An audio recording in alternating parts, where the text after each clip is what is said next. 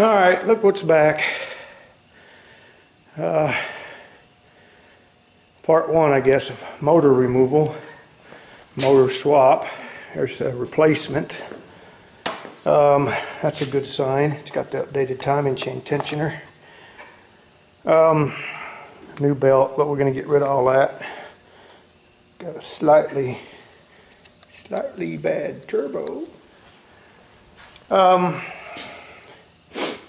Had to drain all the water out and then rolled it in the building because I hate antifreeze. So I got about 7 days before I go to surgery for my neck.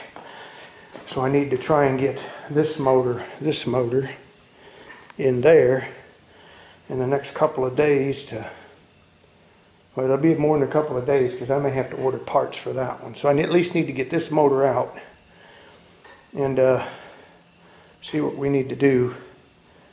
And this will be, I guess, part one of the infamous 20 valve turbo. Alright, if any of you guys have ever worked on these, it's really not that big a deal. It looks like a real pain in the ass. There is literally no room between the radiator and the engine. You can't even get a wrench on the crankshaft to turn it over. So the whole front, everything here comes off. The last time I did it, it took me a little over an hour to get it in what they call service mode. Bumper cover, headlights, turn signals, all that. Everything comes loose and it all tips down like a tailgate. But now I've had to put in a couple of rivets, you know, because some of the plastic's been broke. So it's going to take me a half hour probably to get the rivets out. But you can see the front, you know, it just all pops together.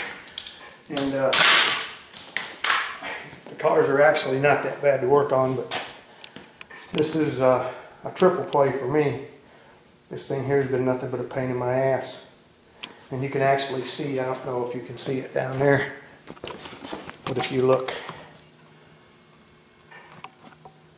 right down there in the bottom, now you can't see it from here, I'm going to have to get it off the stand. Can you see it now? See the big piece of diamond plate? See the crack right there in the center? This thing has been curved so many times, the bumper cover was literally split. So I drilled that and pop riveted that piece of diamond plate in there. Alright, this part is all about 10 minutes. This bumper cover off. Put that out of the way. Try and keep all your pieces in one place so you ain't got to be hunting for them. I'm already going to plug the headlights. Only thing that holds them on is these two screws. Pop right out. The turn signals are held in with this little spring foot. Got them out. Yes, now that's an everyday use. Calls for a muffin. To save over $50 a month, 877 is bundle. Charter every day. Put them back in the car and move on to the next part. The next thing we got to get off is that silver thing going across the front right there. There's 2 bolts. If you look, you'll see a socket sticking up right there. We're going to take those out. Alright, we got our bumper off. I like to put the bolts back in. Alright, what you're going to need to get these bumper shock bumpers off, or whatever the hell you want to call them, is 10mm and a 40 Torx.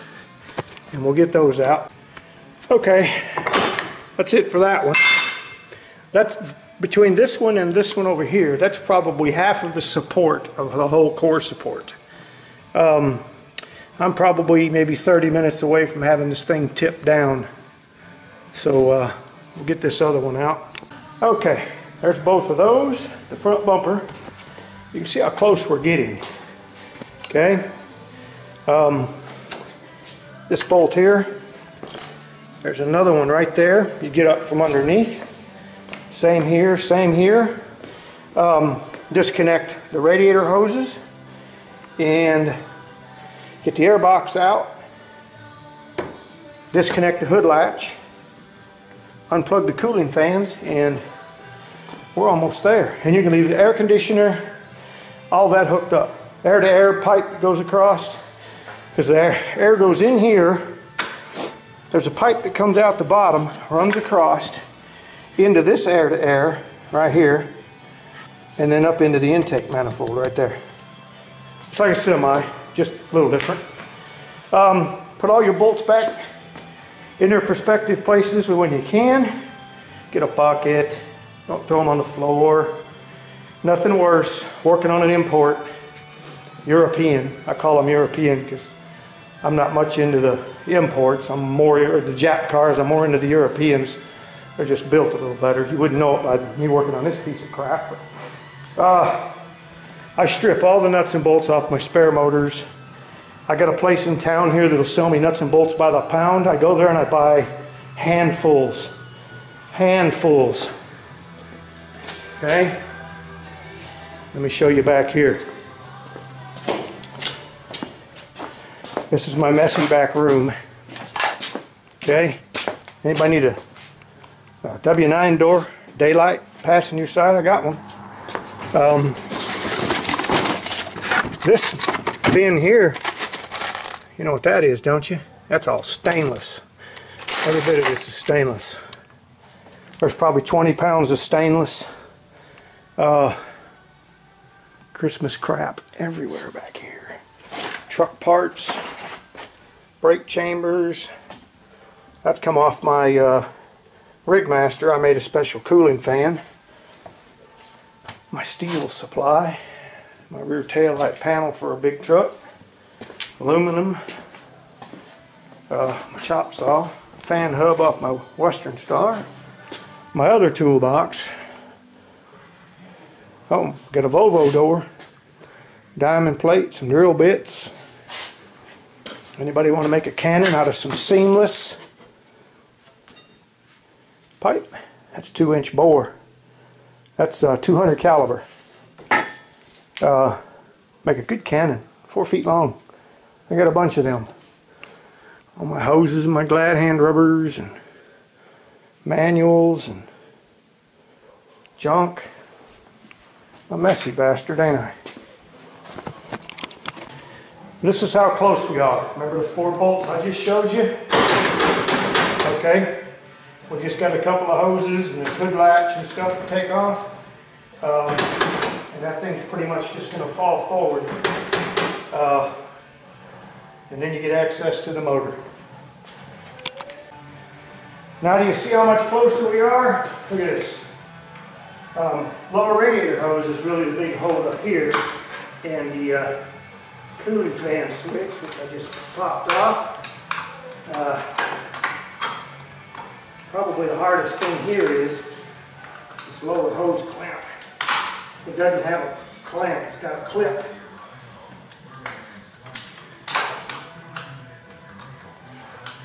Yet sometimes you get a royal pain to get this clip out because of the position it's in. There we got it. There's the clip.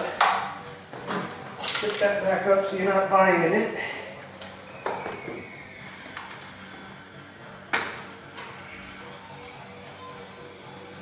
So let's crack away here. Okay.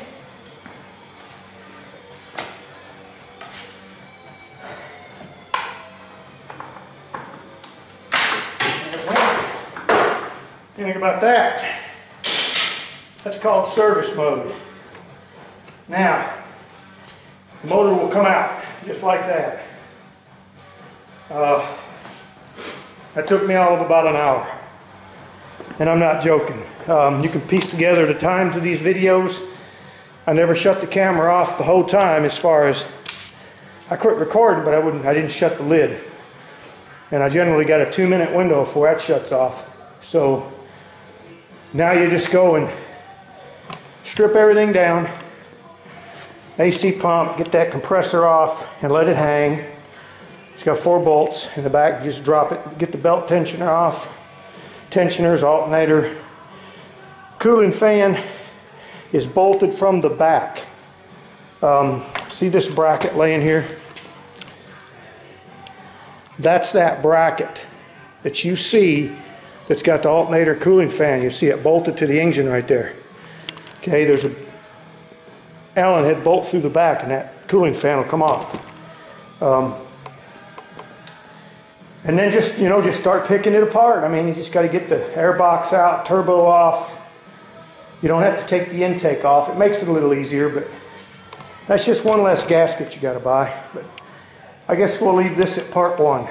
This is the hose I was talking about that comes off the turbo, comes down, comes across the bottom here. It's actually the hinge right here, and then comes up into the after cooler right there. There's your AC lines. Everything's at the bottom. It's your blow-off valve right there with this little hose on it right there. It's a blow-off valve. That's about it. Once you get the air box out, the turbo is real easy to get to. You got one bolt that'll give you a little trouble. They're 17 millimeter. That's about it, folks. That's the air box. It's got one bolt here in the back. Mass airflow sensor, ignition module, and that little hose. And now you can see right down in there. See how easy everything is to get to now? You got 3 bolts right there in the back for the exhaust.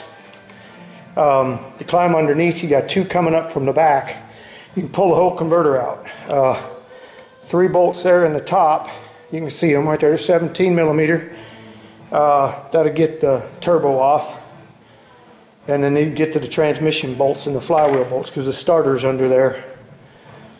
And then you got to get the engine bolts out. And there's an engine mount right under that shield, right there by my finger.